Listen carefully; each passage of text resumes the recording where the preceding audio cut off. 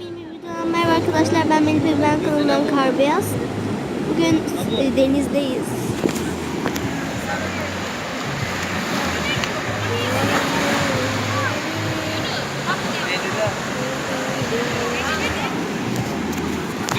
Evet, birkaç eşya getirdim. Bir şeyler yapacağım işte.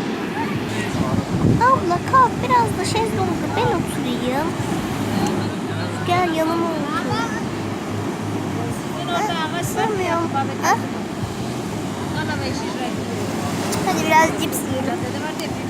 Çikolatayla sütle. Oh, oh, oh.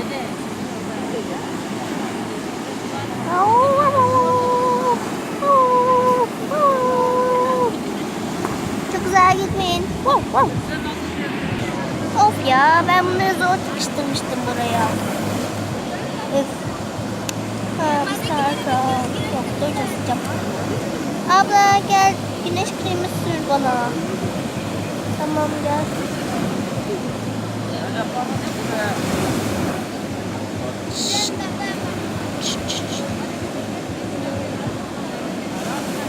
Ha, tamamdır. Ben tamam. Hadi cips yiyelim. Harika.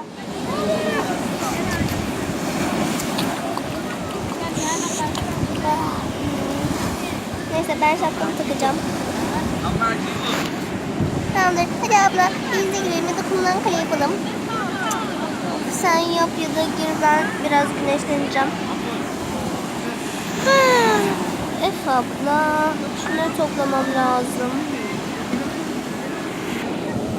La la la la la la köpüşlerimle kumdan kale yaparım. Öf, çok sıkıcı. Ben denize gireceğim. Hadi siz oynayın. Ama oyun meraklısıyla. Meraklısıyla. Hadi. Yuppie. Neyse ben geri döneyim. Hemen dönmem lazım.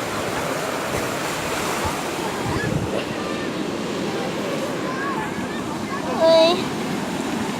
Her yerim çamur olacak. Beni kumdan kale gibi gömün. Haha.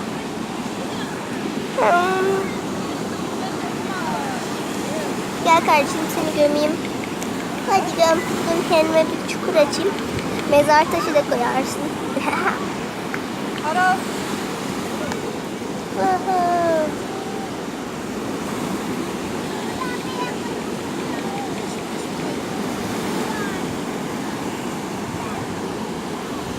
Gömemiyorum. Kafamı gömmek istemiyorum.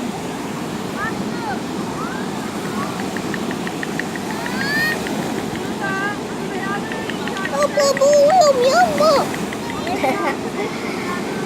Beni gömmek zor olur.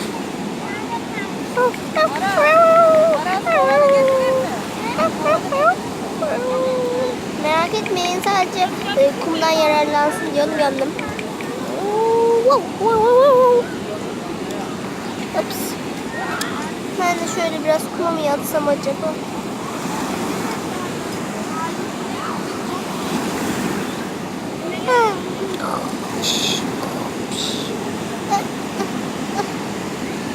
Şimdi ablamı görme zamanı. Ay, iğrenç.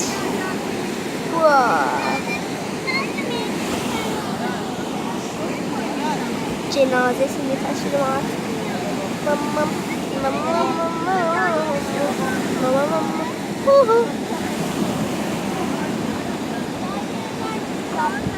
Ay,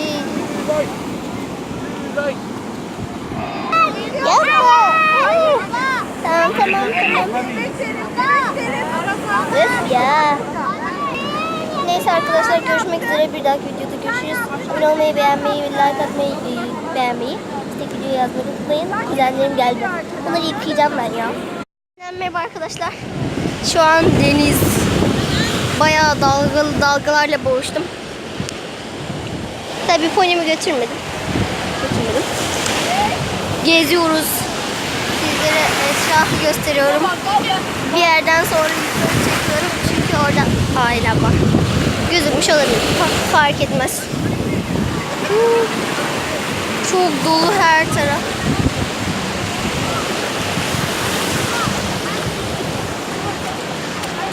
Bayağı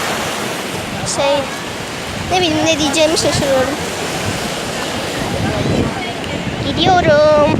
Bay bay.